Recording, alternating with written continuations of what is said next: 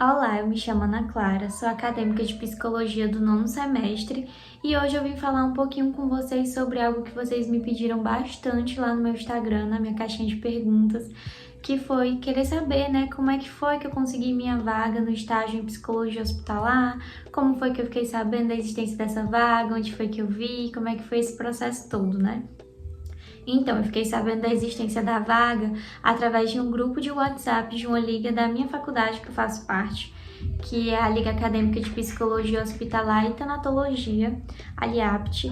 Uma ligante viu a existência dessa vaga e jogou lá no grupo, né, para que todo mundo pudesse ter conhecimento. Falou, né, olha, gente, vi essa vaga aqui muito interessante. É interessante vocês darem uma olhada, é uma oportunidade de ter uma experiência prática, né, de algo que a gente discute há tanto tempo aqui dentro da Liga Acadêmica. E aí eu abri o link, né, da vaga e a primeira coisa que eu busquei saber foram os requisitos e as qualificações que eu tenho que ter, né, para poder me inscrever para essa vaga. Eu tô com o link aberto aqui no computador, vou ler brevemente com vocês o que pedia lá, né, e vou deixar o link dessa vaga aqui embaixo para quem tiver interesse em ler tudo direitinho com mais calma na íntegra. Mesmo com a vaga já tendo sido preenchida, como eu ainda tenho esse link salvo, vocês conseguem abrir e visualizar lá tudo que eles pediam na abertura da vaga, tá? Então, quais eram esses requisitos e qualificações, né? Ser estudante de psicologia, já que a vaga era para o setor de psicologia, né? Para o setor da oncopediatria, e tá cursando a partir do 7º período. Também pedi a disponibilidade no turno da manhã, de 7h30 até as 1 da tarde. Aí tem aqui falando as informações adicionais também, né? O que você ganha com o estágio, que é a bolsa estágio, o vale transporte e o day off. O que é isso? No dia do seu aniversário, você tem uma vaga para comemorar ele na sua casa. Muito bom, né? Mas enfim, depois de olhar aqui os requisitos e qualificações, né, para ver se eu poderia me inscrever, eu pensei, então posso me inscrever, né? Fiquei com um pouquinho de receio de me inscrever na hora, fiquei e vou contar o porquê. Por conta dessa disponibilidade de turno aqui, a disponibilidade teria que ser no turno da manhã e eu estudava de manhã quando fiz minha inscrição para a vaga, né? Sempre estudei de manhã desde o começo do curso, mas pensei, poxa, é uma oportunidade muito legal que está em aberto e por que não, né? Me inscrever. Se eu não passar, pelo menos eu tive a experiência, né, de me permitir participar do processo seletivo, ver como é que funcionava e pegar essa experiência que eu tive, né, no processo mesmo que eu não passe e usar numa próxima oportunidade que surgir. Mas se eu passar, né, e tiver a possibilidade de fazer a mudança de turno, eu também estou super aberta, então não tinha nada a perder, né, me inscrevi. Depois disso, eu fui ver a descrição da vaga, né? Qual que era o objetivo dessa vaga, o que pedia. Aí o objetivo principal da vaga é dar suporte aos pacientes em tratamento da instituição no setor da oncologia pediátrica, além de desenvolver atividade integrada em equipe multidisciplinar, de forma ética e humanizada. Depois de eu ver a descrição da vaga e as responsabilidades e atribuições, que aqui fala mais direitinho, né, sobre a questão de você dar suporte ao atendimento para crianças e para adolescentes até 18 anos, que é a idade que fica lá no setor da oncopediatria, né, dar apoio aos familiares e acompanhantes, fazer esse trabalho integrado com a equipe multidisciplinar, dar suporte, preparação e acompanhamento nos procedimentos invasivos, realizar a avaliação psicológica do dispositivo PIC, né, que é um tipo de acesso, fazer o uso do Beabá, que eu já mostrei lá no Instagram para vocês, que é um livrinho que foi organizado por uma ONG, que é um recurso muito interessante que a gente usa no hospital para fazer essas ações psicoeducativas, né? São não só com as crianças, mas com as famílias também. Lá tem termos explicados de uma forma muito mais clara para as crianças, com a linguagem mais acessível, mais adaptada. Fala o que é uma quimioterapia, o que é uma radioterapia, o que é um retinoblastoma, né? Se for o caso da criança ter o retinoblastoma, que é o câncer na retina, né? Tem vários conceitos lá, isso ajuda bastante, não só a gente trabalhar com a criança, mas também chegar que o familiar também faça uso desse recurso junto com a criança. E também serve para ele, né? Já que lá tem tudo explicado de uma forma bem clara, bem simples. E aí a gente também faz uso disso, né? Isso aqui ainda tô nos responsabilidades e atribuições da vaga. Aí participar de reuniões sistemáticas para discussão de caso, grupo de estudo e planejamento de atividades, documentar o acompanhamento das ações e atividades realizadas, promover ações educativas pertinentes à prática do psicólogo hospitalar, participar, conforme a política interna da instituição e do serviço de psicologia, de projetos, cursos, eventos e programas de ensino e pesquisa e realizar outras atividades e afins. Ok, depois que eu vi essas responsabilidades e atribuições, né, vi de onde era que estava oferecendo essa vaga, né, qual era o hospital, e fui pesquisar, né, mais sobre a instituição, qual era a sua missão, visão, valores, para poder me ajudar também no processo seletivo e para eu entender mais, né, sobre o lugar que eu estava me inscrevendo, sobre a vaga. E aí depois eu vi, né, depois de eu ler isso tudo aqui e achar super interessante, o que eu preciso fazer para me inscrever? A vaga ela foi divulgada pela plataforma GUP, que é uma plataforma para divulgação de vagas, né, para ajudar as empresas nesse processo de recrutamento e seleção. Eu particularmente não conhecia a plataforma até ver essa vaga em aberto. Então eu pesquisei um pouquinho, né, no Google, no YouTube, o que era essa plataforma, como é que ela funcionava. E aí uma coisa muito interessante que eu encontrei nas minhas pesquisas, eu não sei de fato se funciona assim, né, se tem alguém que usa essa plataforma aí no seu trabalho, pode até confirmar aqui nos comentários, mas o que eu vi falarem muito é que na hora de colocar o currículo na plataforma, ele fazia uma seleção dos currículos, tipo assim, o currículo que tivesse mais palavras-chave relacionadas ali à vaga que está em aberto, ele recebia tipo um destaque na hora da plataforma selecionar os currículos, né? Então, eu foquei nisso, voltei lá na descrição da vaga, nas responsabilidades e atribuições que ela pedia, né? E pensei, diante de tudo isso aqui que eu vi, sobre ter que fazer acompanhamento psicoterapêutico, atendimento, né, para crianças e adolescentes, para os familiares, o trabalho da equipe multidisciplinar, humanização, o que é disso aqui que as minhas experiências podem me ajudar na hora de me inscrever?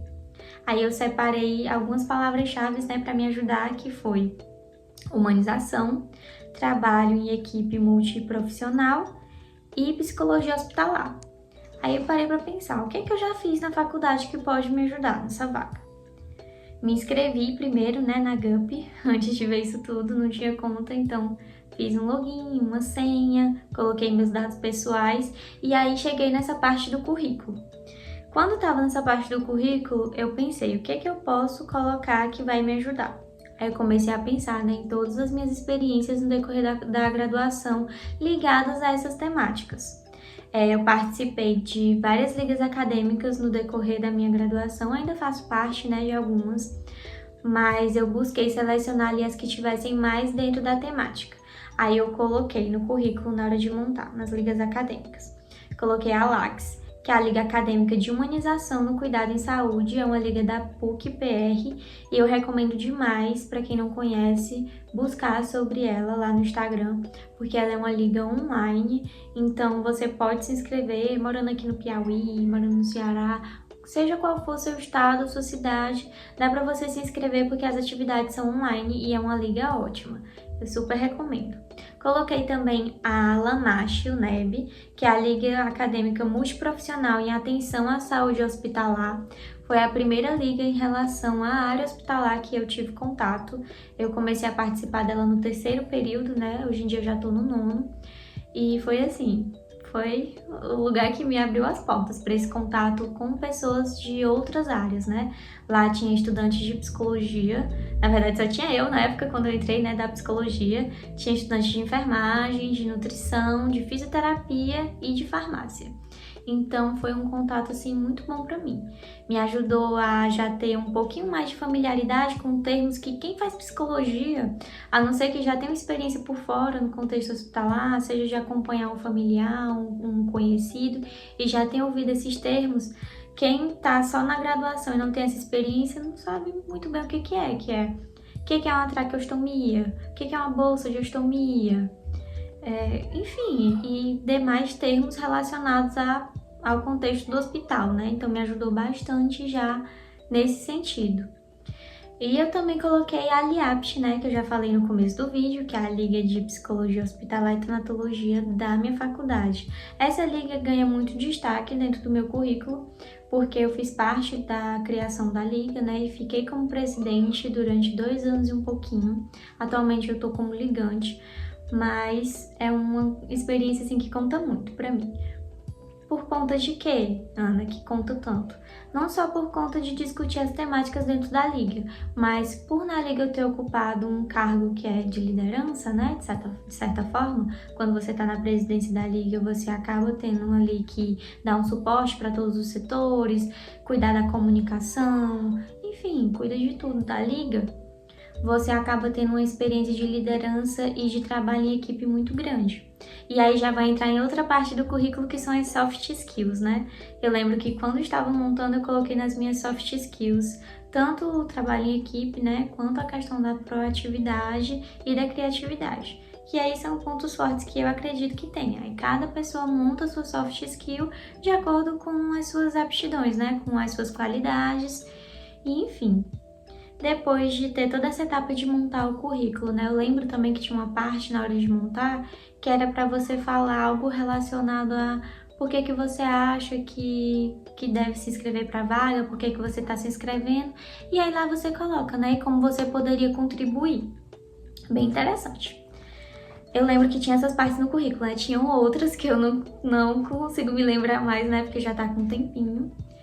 E você monta o seu currículo lá. Quando eu estava fazendo essa pesquisa da GUP, eu vi que é mais vantajoso você montar o seu currículo na própria plataforma, por conta dessas questões da palavra-chave que eu estava explicando, do que você upar um currículo que já existe para a plataforma, porque tem essa opção lá, né, de você upar, fazer o download de um currículo que já exista, e aí a própria plataforma já pega as informações desse currículo e vai preenchendo lá nos locais adequados. Mas a dica que eu peguei quando estava pesquisando era de você mesmo montar o seu currículo lá na plataforma. Foi isso que eu fiz. Depois da etapa do cadastro, né? Toda essa etapa que eu tô falando até agora é do cadastro. Foram 5 etapas no processo seletivo. O cadastro, o estudo de caso, a entrevista com o RH e o gestor, e também teve avaliação psicológica e a última, que era a contratação. Terminamos aqui a parte de explicar sobre o cadastro, agora vamos entrar no estudo de caso. Depois que você se cadastra na plataforma, né, você fica aguardando ali uma devolutiva do hospital, te mandar mensagem no WhatsApp, no e-mail, nos contatos que você disponibilizou, e aí eles falam se você foi aprovado ou se você não foi aprovado e o dia que você tem que comparecer no hospital para a próxima etapa do processo seletivo. Nesse caso, a próxima etapa era o estudo de caso. E aí, como é que funcionou, né? A gente recebeu uma folhinha com o estudo de caso e tal, bem bonitinho. E aí, antes de fazer o estudo de caso, primeiro a gente teve uma dinâmica de apresentação assim que chegou lá, né? Na sala que estava tendo o processo de seleção. Você tinha que falar seu nome, sua faculdade, seu período e seu turno, falar um pouquinho ali das suas experiências e por que que você achou interessante se inscrever para a vaga. Depois de toda essa dinâmica, com todo mundo se apresentando, teve a questão de responder o estudo de caso. E aí, como é que funcionou esse estudo de caso? Tinha um estudo de caso, né? Um caso lá, e aí você tinha que falar como é que você iria intervir nesse caso. E aí você tinha que colocar uma intervenção para o paciente, para a família e explicar, né, como é que você iria manejar ali a situação se você fosse o psicólogo que estava atendendo aquela família. E aí eu lembro que eu coloquei nas minhas intervenções, vou citar aqui algumas que vocês podem estar pesquisando mais a fundo, né? Eu não me recordo mais do procedimento que estava lá no estudo de caso, mas era algo relacionado a realizar um procedimento invasivo. A criança ia realizar um procedimento, estava com a família, tinha que entender em relação a se a família estava tendo compreensão desse diagnóstico, como é que ela estava em relação a esse procedimento, era algo nesse sentido. E aí eu coloquei como intervenções que poderiam ser realizadas, né? Questão da respiração diafragmática com a criança, tá? A respiração eu coloquei tanto com a criança quanto com os pais, né? Que é algo que poderia ensinar para ela, quanto eles aprenderem também, e algo que você, quanto psicólogo, também pode ensinar com a criança, né? Aí eu coloquei também uso de recursos lúdicos E um exemplo seria deixar a criança escolher um brinquedo que para ela fosse importante e esse brinquedo acompanhá-la durante a realização desse procedimento, né? Coloquei também que era importante favorecer ali um espaço acolhedor para que os pais pudessem compartilhar seus anseios e suas angústias, tanto os pais quanto a criança, né?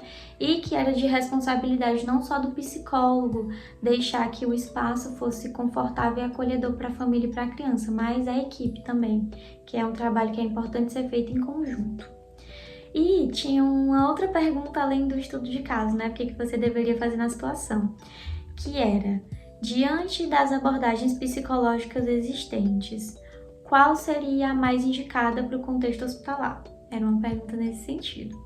E aí eu lembro que na minha resposta eu ressaltei que todas as abordagens psicológicas, elas são aptas para fazer o acolhimento das demandas do ser humano, mas que de acordo com a literatura, as abordagens de base psicanalítica e humanista eram as mais indicadas, eram as que mais recebiam destaque ali. E aí eu coloquei como principais nomes dentro da psicanalítica o Simonetti e dentro da humanista o Angerami. Se você não conhece esses nomes, eu recomendo muito você estudar. Se você já pagou psicologia hospitalar, provavelmente você já viu, mas se você é uma pessoa que não pagou psicologia hospitalar, ou a sua faculdade não oferta essa disciplina, são nomes aí que são bases. Não só esses, mas outros, né? Mas quando a gente vai falar em relação à abordagem, eles são muito base, tá?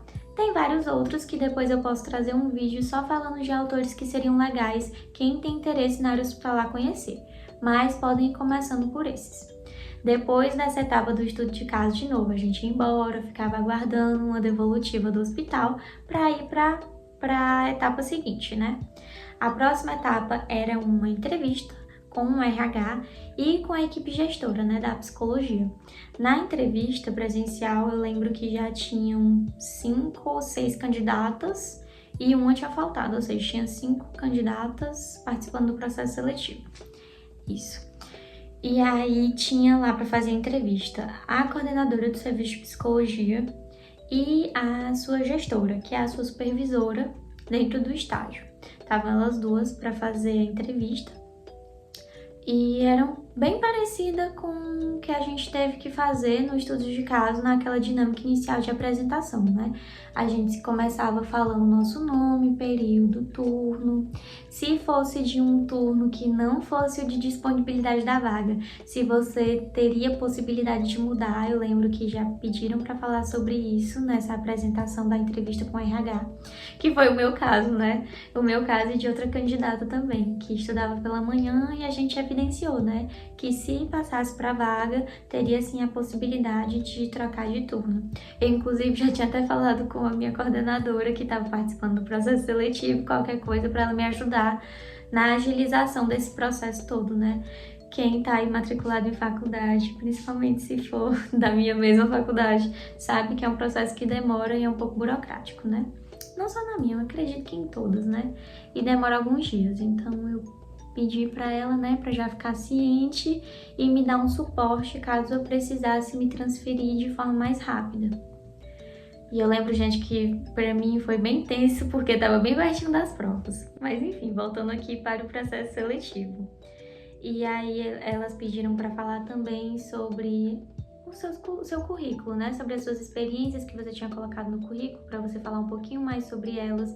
Se tinha alguma específica que elas queriam saber mais, elas faziam alguma pergunta direcionada sobre aquilo que você colocou. Tipo, eu vi aqui que você colocou ligas acadêmicas no seu currículo. Me fala um pouquinho mais como é que foi sua experiência dentro dessas ligas. O que você via nessas reuniões de estudo? Você já teve algum contato prático com o hospital? Já fez visita técnica? Já conhecia aqui o hospital? Era algo mais nesse sentido, né? Delas saberem mais sobre o que você colocou no currículo. E aqui eu faço um apelo, por favor, não mintam no que vocês colocam no currículo, tá bom? Porque perguntam como é que foi a experiência, e aí se você colocou só para enfeitar, para ficar bonitinho, e você de fato não teve aquela experiência, não coloque porque vai te prejudicar na hora da entrevista.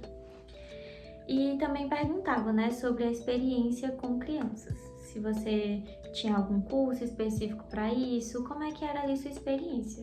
Eu lembro que na hora de eu dar a minha resposta, né, eu falei que não tinha um curso, mas que eu tinha experiência com crianças, tanto pela minha experiência com estágios anteriores, né, na escola e na social, também tive contato com crianças, e o fato de eu ser irmã mais velha. Sim, foi um ponto que me ajudou na entrevista. Eu tenho tanto uma irmã mais nova adolescente, quanto irmãos pequenininhos, né? Então eu falei também sobre a minha experiência com eles e que coisas que eu vi ali no curso, que eu via que poderiam ajudar no desenvolvimento deles, quando a gente se encontrava, eu sempre tentava aplicar. Tipo, quando eles estão comigo, eu tento não deixar muito tempo na TV ou no celular, eu procuro criar espaço ali para que eles possam se expressar de outras formas, com massinha, com tinta guache, brincando com eles ao ar livre, entendeu? E então, suas experiências pessoais também são coisas que podem te ajudar ali na hora da entrevista. É importante vocês ficarem ligados com isso.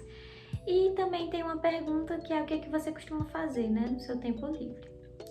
E aí você fala sobre as suas vivências, sobre a sua experiência, né? Cada pessoa gosta de fazer uma coisa, eu gosto de ler, de ouvir música, de ter tempo de qualidade com a minha família, com pessoas que são importantes para mim, né? Que são próximas. Para mim, esse é o meu programa favorito, quando eu tenho tempo livre. E aí, depois dessa entrevista com a RH e a gestora, a gente de novo ia embora e ficava aguardando o retorno do hospital. A próxima etapa já estava só eu e outra candidata e foi a questão da aplicação de testes, né? Tinham testes voltados a avaliar como é que era o nosso nível de atenção, produtividade, entender ali aspectos comportamentais, porque é para isso que servem os testes, né? Para você entender melhor ali o perfil do candidato e as aptidões que ele tem. Depois dessa etapa dos testes, de novo a gente retornava para casa e ficava aguardando um retorno. E aí eu tive o retorno que tinha passado nessa quarta etapa e fui encaminhada, eita, quase não sai, fui encaminhada para a última, que foi a questão da contratação, né? E aí, o que eu tive que fazer nessa parte da contratação? Eu tinha que estar com meu cartão de vacina todo ok, porque eu estava indo para um ambiente hospitalar e para a ala oncológica. E a gente sabe que a questão da imunidade de pacientes oncológicos, de pacientes que estão internados no geral, né, é muito delicada, e aí a gente tem que ter um cuidado bem especial quanto a isso, né, de estar com as nossas questões de saúde em dia, de estar com as nossas vacinações tudo ok. E eu também tive que fazer um teste que era para ver se eu tinha anticorpos contra hepatite. Eu não me recordo o nomezinho científico específico, mas eu tive que fazer esse exame, e aí o próprio hospital te direciona pro lugar que o hospital faz, né, que as pessoas que estão sendo contratadas vão fazer, você não paga esse exame, custeado pelo hospital. E aí depois de avaliar esse exame, de ver a questão das suas vacinas, você passa por uma consulta você passa por uma consulta com o médico do trabalho. Aí você vai falar, né, sobre suas comorbidades, se você cuida da sua saúde, se você faz atividade física. Eles escolhem todas essas informações. E aí, depois dessa última etapa, finalmente você começa, né, na prática hospitalar. Como o vídeo já ficou um pouco grande, só sobre o processo seletivo, depois eu vou estar fazendo um outro vídeo falando mais específico sobre o que faz, né, um estagiário dentro do contexto hospitalar. Eu espero que vocês tenham gostado do vídeo. Ele ficou um pouco grande porque são várias etapas. Eu tentei aqui deixar as dicas, né, que me ajudaram durante esse processo. Mas se vocês tiverem ficado com alguma dúvida mais específica, vocês podem estar deixando aqui nos comentários ou me mandando lá no Instagram também, tá bom? Teve algumas horas que a minha dicção aqui foi de arrasta pra cima, foi embora. Mas eu gostaria de lembrar que eu estou começando aqui no YouTube agora. E eu tô tentando me acolher bastante em relação a essas pequenas falhas. E eu acho que também é importante a gente deixar evidenciado para as pessoas que nesse processo de início a gente não começa sendo bom em tudo, gente. A gente erra e a gente provavelmente vai continuar errando até acertar. E até quando a gente acertar, em algum momento a gente ainda vai errar. E tá tudo bem. E por conta disso, eu não vou fazer outro vídeo gravando tudo de novo. Eu vou deixar aqui com esses pequenos erros para você que tá começando a se inspirar também. E começar com os seus projetos, com as coisas que você quer fazer. É isso, até o próximo vídeo. E não esqueçam de comentar, de compartilhar e de deixar suas dúvidas e o que vocês acharam aqui nos comentários. Tchau!